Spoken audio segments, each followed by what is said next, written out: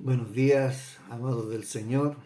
Por acá Leonardo Domínguez, siervo de Jesucristo, eh, aquel que está encargado del ministerio El amor de Dios es para ti.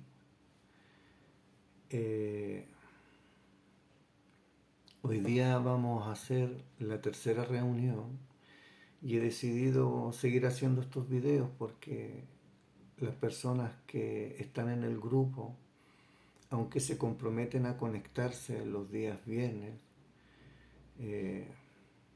no lo hacen. Así es que estoy haciendo estos videos, seguramente deben de tener algún problema, alguna situación. Entonces voy a seguir haciendo estos videos que duran más o menos entre 35 a 45 minutos. Este es el Ministerio del Amor de Dios es para ti y el propósito de esta reunión o de estos estudios bíblicos es entrenar nuestros sentidos espirituales, el oído, la vista y la mente. ¿Para qué?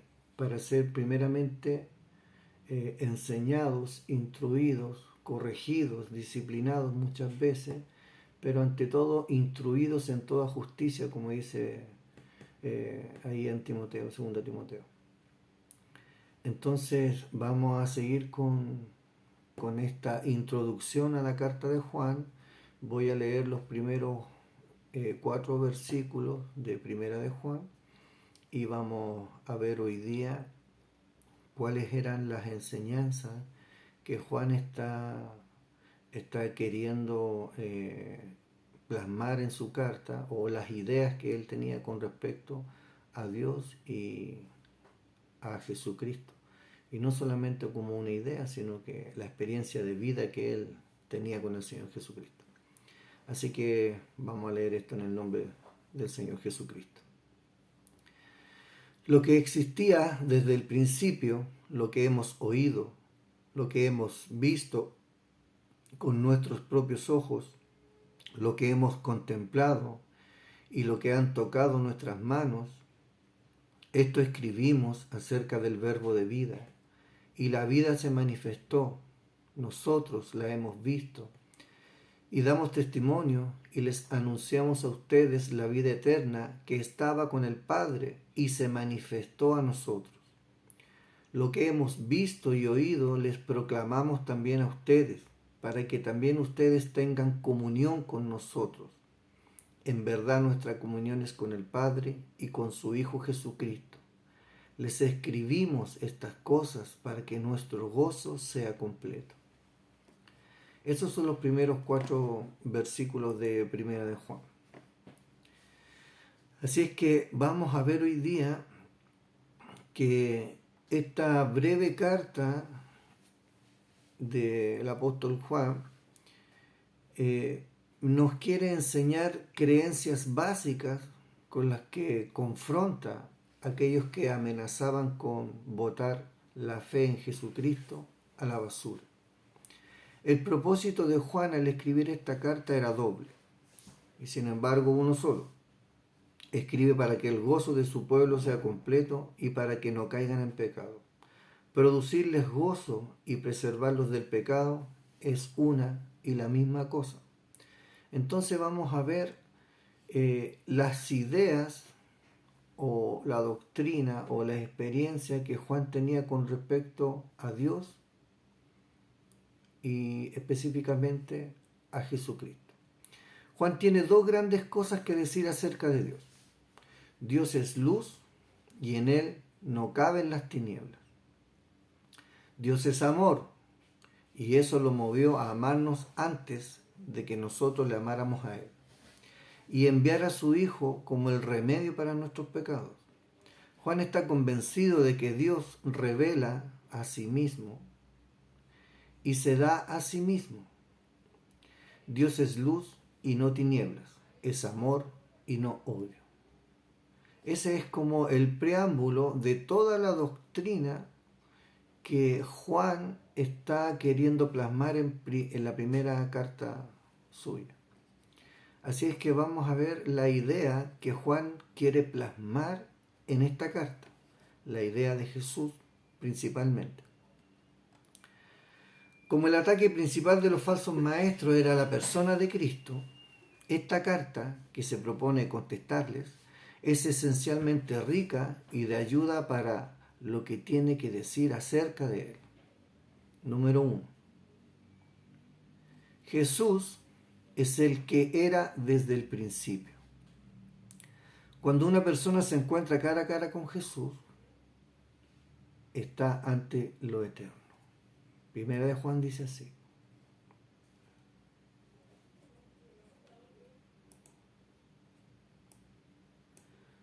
Lo que existía desde el principio, lo que hemos oído, lo que hemos visto con nuestros ojos, lo que hemos contemplado y lo que han palpado nuestras manos acerca del verbo de vida. Y en 1 Juan 2,14 dice también: os escribo a vosotros, padres, porque conocéis al que ha sido desde el principio. Os he escrito a vosotros, jóvenes, porque sois fuertes y la palabra de Dios permanece en vosotros y habéis vencido al maligno. Entonces, conocer este mensaje desde el principio, o conocer a Jesucristo, es Él que era desde el principio. Entonces, cuando nosotros entendemos que Jesucristo estaba antes de la creación, estamos hablando de que estamos frente a la eternidad, frente a la eterna persona de Dios. Número 2. Jesús es el Hijo de Dios. Para Juan era esencial estar convencido de eso. La relación de Jesús con Dios es única y en él se ve el corazón siempre buscador y siempre perdonador de Dios. Primera de Juan 4:15 dice así: todo aquel que confiesa que Jesús es el Hijo de Dios, Dios permanece en él y él en Dios. Primera de Juan 5:5. Escuche esto, hermano. ¿Y quién es el que vence al mundo? Sino el que cree que Jesús es el Hijo de Dios. Esa es la relación única y exclusiva que Jesucristo tiene con el Padre. Él es el unigénito Hijo de Dios, como dice en el Evangelio de Juan, el capítulo 1, versículo 14. Entonces, este Jesucristo que Juan está queriendo plasmar en su carta como la sana doctrina, Jesús es el Hijo de Dios. También, número 3, Jesús es el Cristo, el Mesías. De nuevo encontramos que esto era para Juan un artículo esencial de la fe. Puede que parezca que aquí entramos en un mundo de ideas que es mucho más estrecho, y de hecho específicamente judío, pero aquí nos encontramos con algo esencial. Decir que Jesús es desde el principio y que es el Hijo de Dios es mantener su conexión con la eternidad. Decir que Él es el Mesías, Él es mantener su relación con la historia. Es ver su venida como el acontecimiento hacia el cual se iba moviendo el plan de Dios y desarrollándose en su pueblo escogido. Note estas citas bíblicas. 1 Juan 2:22. ¿Quién es el mentiroso sino el que niega que Jesucristo es el Cristo? Este es el anticristo, el que niega al Padre y al Hijo. Juan 5, versículo 1. Todo aquel que cree que Jesús es el Cristo es nacido de Dios. Y todo aquel que ama al Padre ama al que ha nacido de él. Entonces, Juan quiere plasmar esta idea que no solamente Jesús es Dios, no solamente que Jesucristo es el Hijo de Dios, sino que también es el Mesías, el Cristo, como dice en el Evangelio de Juan capítulo 4 a la mujer samaritana. Nosotros estamos esperando al Cristo. Y Jesús le dice: el que habla contigo es. Jesús 4. Jesús era verdadera y totalmente hombre. Y aquí comienzan los problemas para los gnósticos. El negar que Jesús viniera en la carne era estar bajo la influencia del espíritu del anticristo. Primera de Juan 4:2 dice esto: en esto conocéis el espíritu de Dios. todo espíritu que confiesa que Jesucristo ha venido en carne es de Dios. Y el que no lo confiesa no es de Dios. El testimonio de Juan es que Jesús era tan verdaderamente humano que él mismo le había conocido y tocado y experimentado. Escuche esto, 1 Juan 1:1. Lo que existía desde el principio, lo que hemos oído. Este es el entrenamiento, hermano. Lo que hemos oído, lo que hemos visto con nuestros ojos, lo que hemos contemplado. Y esa palabra, hermano, no es solamente ver o mirar, es tomar la perspectiva completa de una persona, es tener la imagen completa de una persona, es entenderlo completamente, es observarlo, es contemplarlo, es poder entender quién es esa persona en su totalidad. Lo que hemos contemplado y lo que han palpado nuestras manos acerca del verbo de vida. Mire el versículo 3. Lo que hemos visto y oído, os proclamamos también a vosotros. Entonces, ningún escritor del Nuevo Testamento subraya con más intensidad la plena realidad de la encarnación. No solamente el Hijo de Dios se hizo hombre, sino que sufrió por los hombres, vino por agua y por sangre. 1 Juan 5, versículo 6. Este es el que vino mediante agua y sangre, Jesucristo. Nótese la palabra, Jesucristo. Jesús el hombre, el Cristo, el Mesías, el Hijo de Dios. No solo con agua, sino con agua y con sangre. Y el Espíritu es el que da testimonio, porque el Espíritu es la verdad. 1 Juan 3:16. Y ofreció su vida por los hombres. En esto conocemos el amor, en que Él puso su vida por nosotros. También nosotros debemos ponerla por nuestra vida por los hermanos. Entonces, en esta verdad absoluta que Jesús era verdaderamente y totalmente hombre. ¿Por qué Juan dice esto? Porque él vivió con él. No solamente oyó sus enseñanzas, no solamente lo miró, no solamente lo contempló, sino que también lo tocó, durmió, comió, se fatigó, nadó, remó, anduvo con él para todas partes, hermano. Juan es un fiel testigo de la persona de Jesucristo, el hombre Dios, el Dios hombre también. 5. La venida de Jesús, su encarnación, su vida, su muerte, su resurrección y su ascensión se combinan todas para tratar el pecado humano. Escuche de nuevo esta frase. Su encarnación, su vida, su muerte, su resurrección y su ascensión se combinan todas para tratar el pecado humano. 1 Juan 3:5 dice, Jesús era sin pecado, y vosotros sabéis que Él se manifestó a fin de quitar los pecados, y en Él no hay pecado. El hombre esencialmente es pecador. Mire 1 Juan 1:8 y 10. Aunque en su arrogancia pretender ser sin pecado. ¿Ya? A veces somos arrogantes, hermano, y pretendemos que no tenemos pecado. Pero mire lo que dice la palabra de Dios. Si decimos que no tenemos pecado, nos engañamos a nosotros mismos y la verdad no está en nosotros. Si decimos que no hemos pecado, le hacemos a él mentiroso y su palabra no está en nosotros. Los gnósticos decían que estaban por sobre ya el pecado, que ya lo habían vencido, que el pecado ya no tenía en ellos arte ni parte. No por el sacrificio de Cristo, sino que por este conocimiento secreto y absoluto que solamente ellos podían tener. Recuérdense de los psíquicos y de los neumáticos.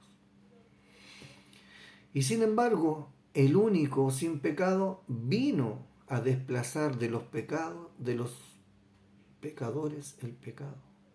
El único que no tenía pecado nos vino a limpiar, a desplazarnos del pecado.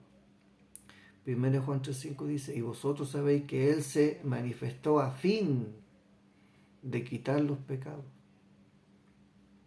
Y en Él no hay pecado. Esa era la finalidad o el propósito de Dios, de apartarnos del pecado, de quitar los pecados, para que pudiésemos tener una relación plena con Dios. En la relación con el pecado humano, Jesús es dos cosas. A, es nuestro abogado con el Padre. 1 Juan 2:1. Hijitos míos, os escribo estas cosas para que no pequéis. Y si alguno peca, abogado tenemos para con el Padre. ¿A quién? A Jesucristo el justo. ¿Entiendes? El justo. Pero aquí está la palabra abogado.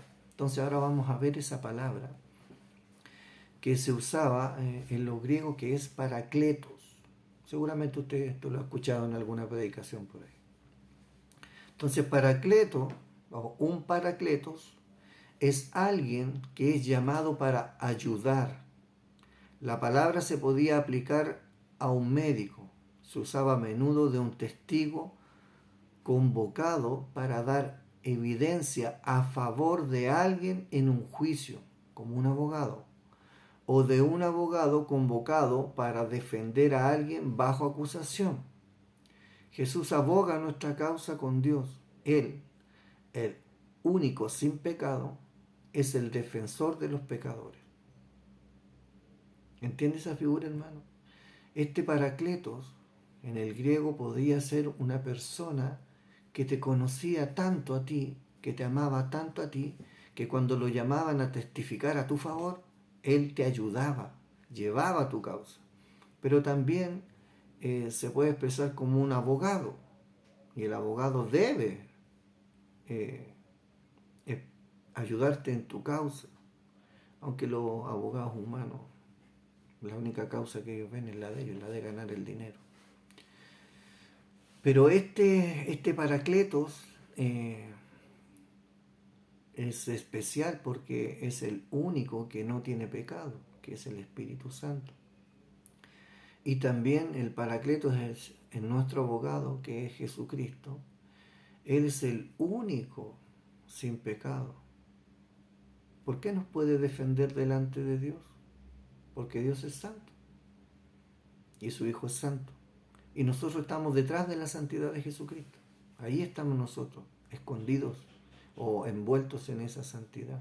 Tenemos la imagen de Cristo en nosotros. Y esa imagen es santa. Y por eso Él nos puede representar delante del Padre para no recibir condenación, pero también para recibir perdón si nos equivocamos. Él aboga por nosotros, es el Paracletos. Juan le llama 2 veces expiación por nuestros pecados. 1 Juan 2:2 dice así: Él mismo es la propiciación por nuestros pecados, y no solo por los nuestros, sino también por todo el mundo entero. Juan 1:4-10 dice: En esto consiste el amor, no en que nosotros hayamos amado a Dios, sino que Él nos amó a nosotros y envió a su Hijo como propiciación por nuestros pecados. Cada uno peca,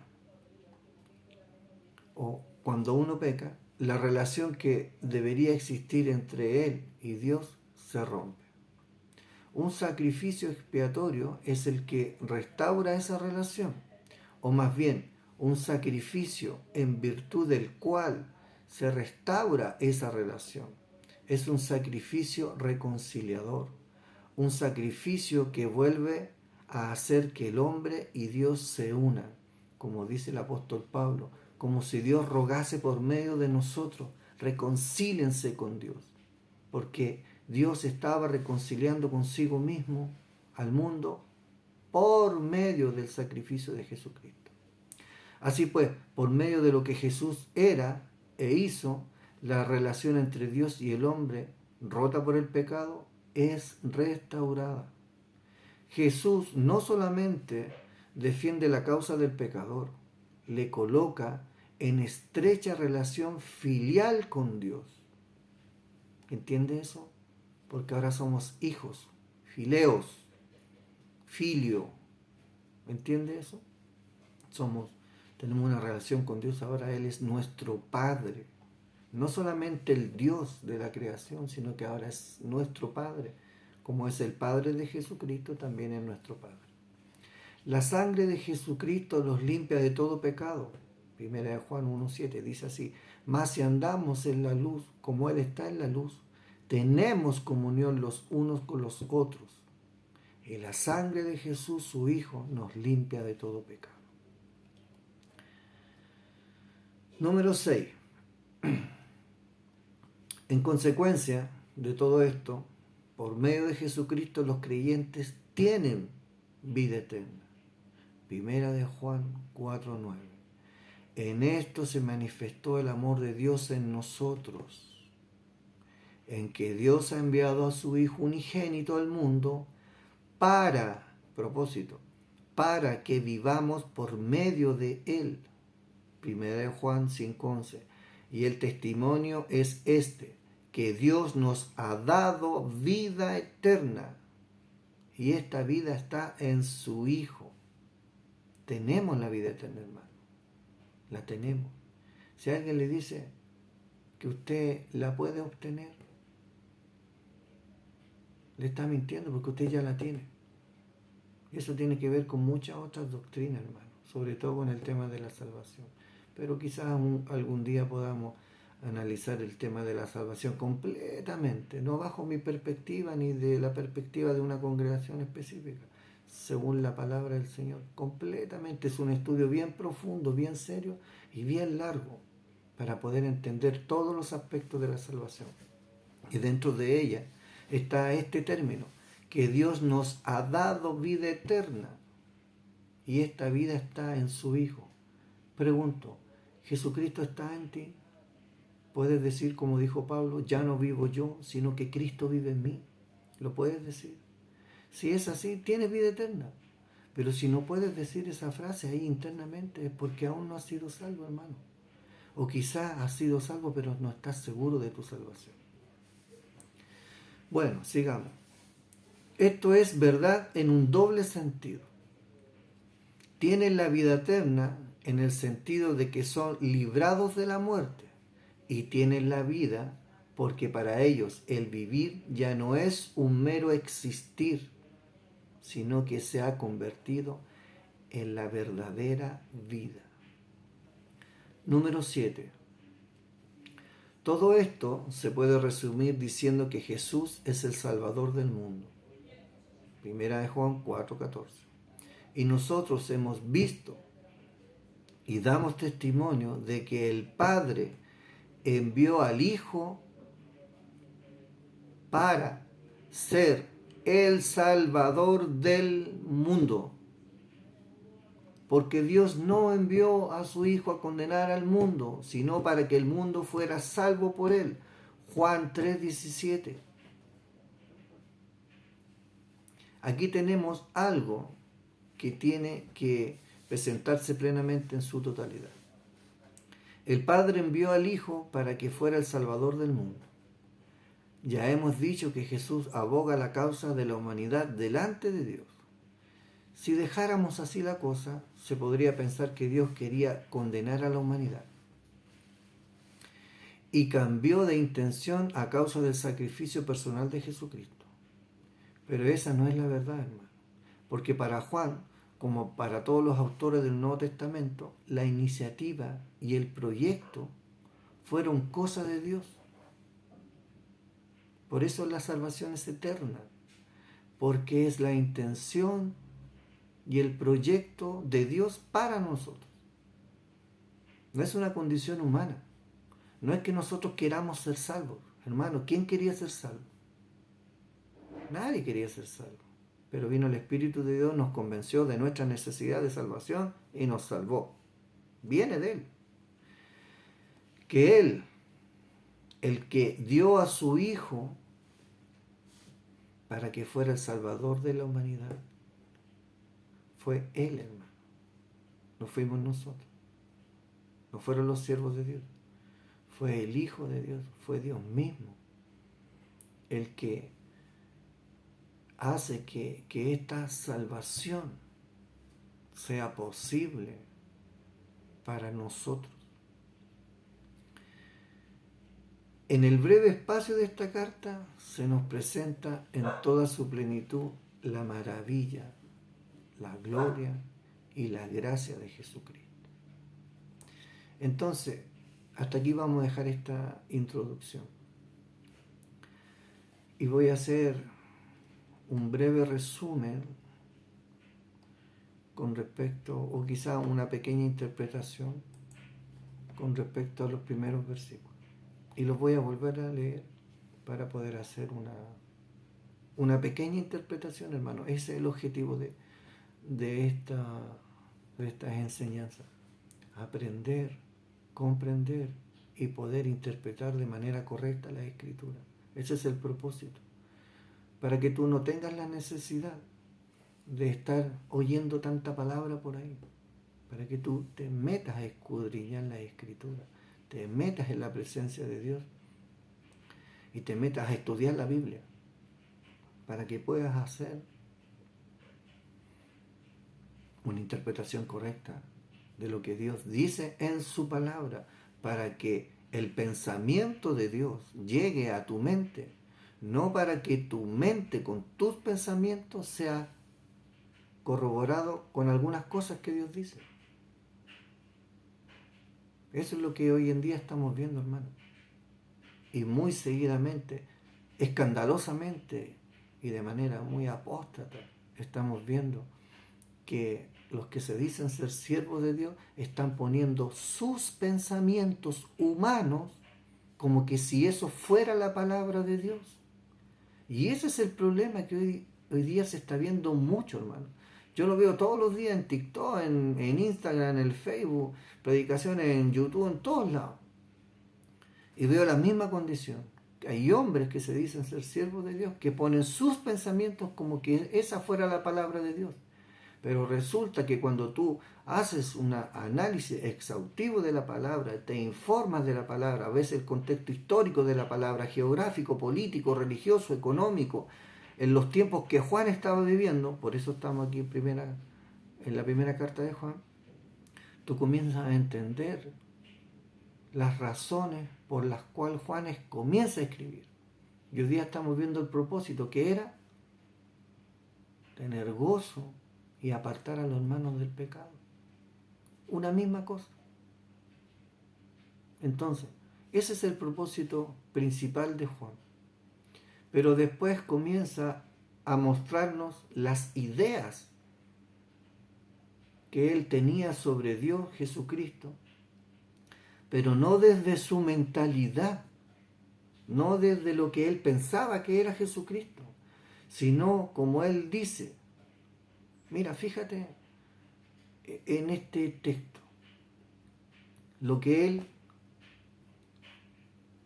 entendía, pero no bajo su razonamiento judío antes de conocer al Señor, sino que empieza su pensamiento a ser renovado, como dice Pablo en Efesios, renovados en la mente de vuestro espíritu. Comienza en la medida en que él oye, observa, contempla, hermano, contempla, está ahí contemplando a Jesucristo de manera fehaciente. Y lo que él está tocando, lo que él está viviendo con Jesucristo, eso le hace renovar su pensamiento, renovar su vista, renovar su oído espiritual. ¿Para qué?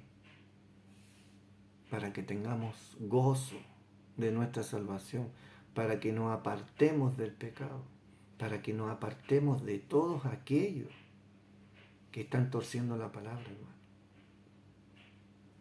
Entonces vamos a hacer una interpretación simple con lo que hemos visto, con esta idea que Juan está expresando que tenía con respecto a Dios y a Jesucristo.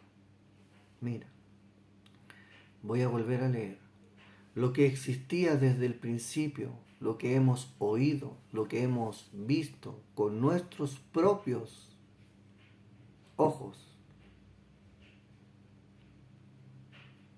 ¿No te llama la atención esa con nuestros propios ojos? ¿Por qué no dice lo que hemos visto simplemente? ¿Por qué dice con nuestros propios ojos? Porque Él está allí reafirmando que Él estaba allí viéndolo. Juan tiene una imagen de Dios en la persona de Jesucristo bien desarrollada. Por eso después dice, lo que hemos contemplado, lo miraba fijamente, fijaba su mirada en Jesucristo para tener una perspectiva completa de quién era Dios, porque estaba viendo el Dios hecho carne. Y el Verbo se hizo carne. Juan, el Evangelio de Juan capítulo 1 versículo 14. Y vimos su gloria, gloria como la del unigénito Hijo de Dios. Por eso Él escribe esto, hemos contemplado. Y lo que han tocado nuestras manos después de la resurrección, y antes también. Esto escribimos acerca del Verbo de vida. Y esa palabra, hermano, es logos, en el griego. Es la expresión de la mente de Dios, es el pensamiento de Dios hecho palabra. Y esa palabra se hizo vida. 2. Y la vida se manifestó. La vida de Dios se manifestó. Nosotros la hemos visto, no solamente a Jesucristo, sino que han visto la vida de Dios en Jesucristo. Y damos testimonio y les anunciamos a ustedes la vida eterna que estaba con el Padre. ¿Dónde estaba la vida eterna? La vida de Dios estaba en el Padre y se manifestó a nosotros. ¿Cómo? En la persona de Jesucristo. Si tú tienes al Hijo, tienes la vida. Si el Hijo está en ti, tienes la vida de Dios en ti. Si no lo tienes, tienes que preocuparte de eso. 3. Lo que hemos visto y oído. Aquí da vuelta el término con respecto al versículo 1 que dice lo que hemos oído, lo que hemos visto. Aquí dice lo que hemos visto y oído. Les proclamamos también a ustedes. O sea, esta vida de Dios que vieron y oyeron también de parte de Jesucristo, esa es la proclamación del Evangelio. Y también se nos anuncia a nosotros con el propósito de que, para que, propósito de la carta, ustedes tengan comunión con nosotros.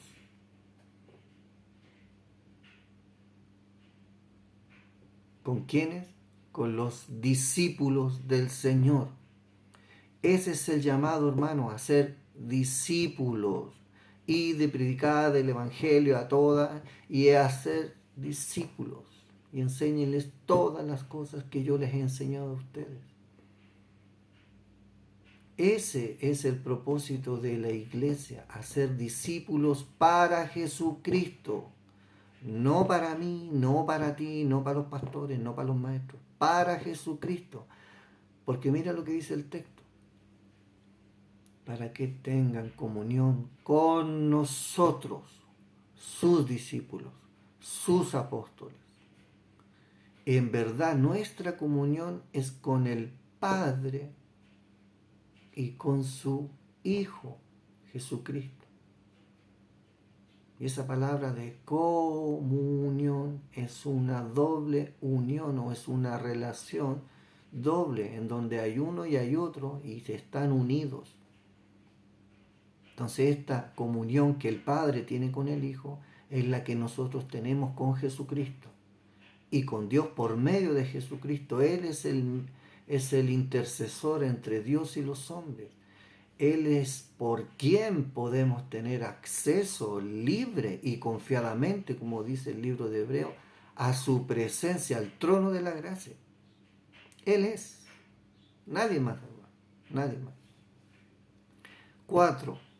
Les escribimos estas cosas para que nuestro gozo sea completo. Esa es la finalidad por el cual Juan está escribiendo, para tener ese gozo completo.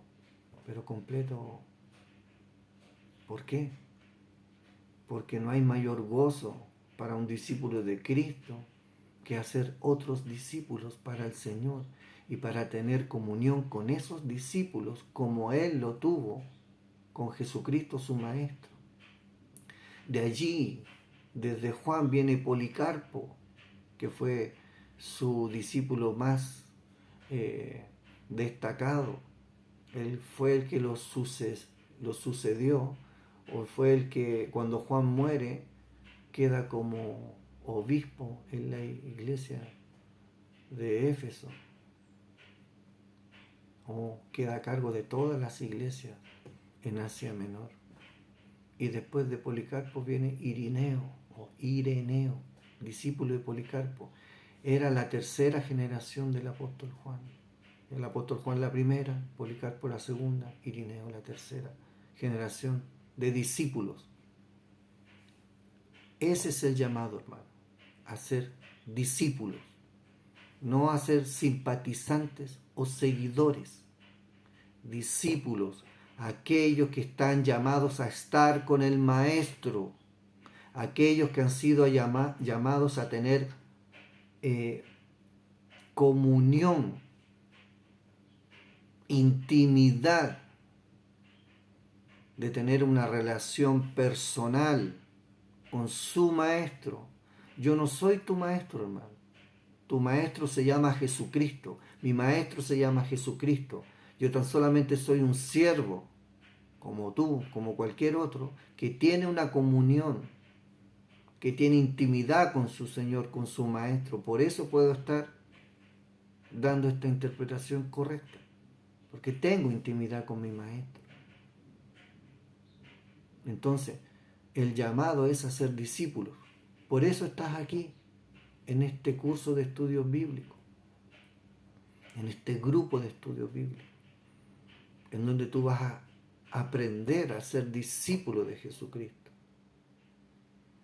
Así que, amados hermanos, yo los invito una vez más a que se suscriban a mi canal, a que sigan participando en estas clases, a que la información que yo les estoy dando por medio del WhatsApp, ustedes compártanla para alcanzar a la mayor cantidad de hijos de Dios, para que ellos sean discípulos del Señor, como tú, como yo, con el propósito de que este discipulado que estamos haciendo, hermano, esto es un discipulado, en donde estamos en la presencia del Señor, estamos delante de su palabra, estamos escudriñando su palabra, estamos aprendiendo de su palabra. ¿Para qué? Para que podamos decir como Juan, lo que hemos oído, lo que hemos visto y hemos contemplado con nuestros propios ojos. Lo que nos falta es tocado. No hemos tenido la oportunidad de tocar físicamente al Señor. En lo personal yo lo he visto, pero no lo he podido tocar porque Él no me lo ha permitido. Pero lo he visto, hermano. Él se me apareció en mi vida hace más de 20 años atrás. Me sacó del cuerpo, hermano, me tomó de la mano, me dijo: aquí quiero que predique. Y ahí prediqué frente a la casa de mi padre por muchos años.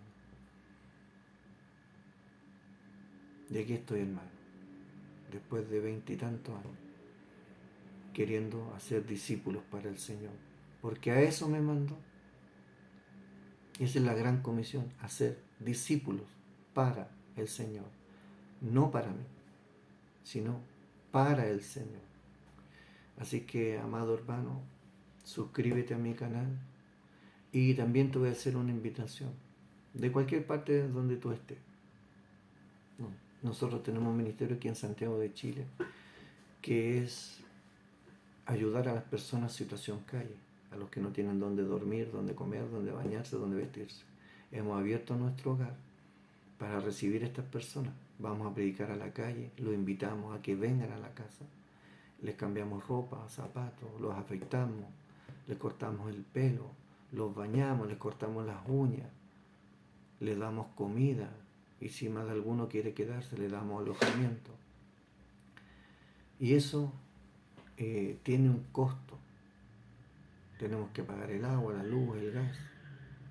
Entonces, yo voy a pedir tu colaboración por medio de una ofrenda de amor. Si tú estás en Chile, comunícate conmigo.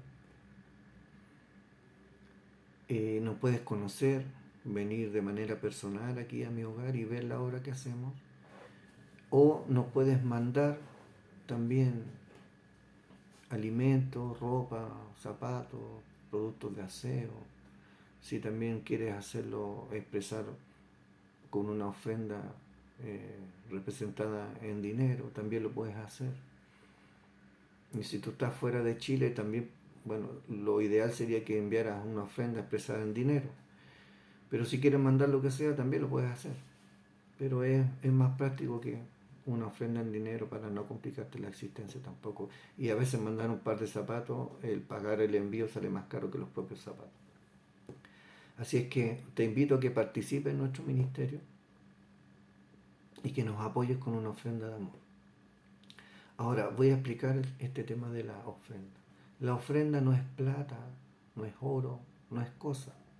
La ofrenda es la expresión de gratitud de tu corazón para con Dios, en beneficio de los necesitados. Las ofrendas son para la viuda, el huérfano, el menesteroso.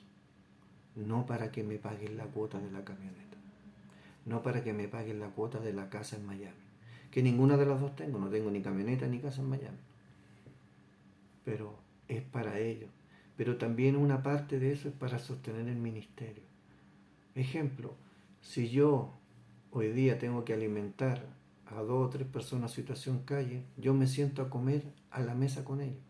Adivina de dónde como. De la comida que ellos comen. Yo no tengo mi comida aparte. Yo como con ellos.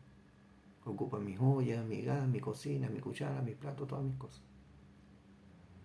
Pero la comida que Dios nos envía por medio de ofrendas de verduras, carne, mercadería, las cocinamos y le damos comida a estas personas. Y de ahí como yo.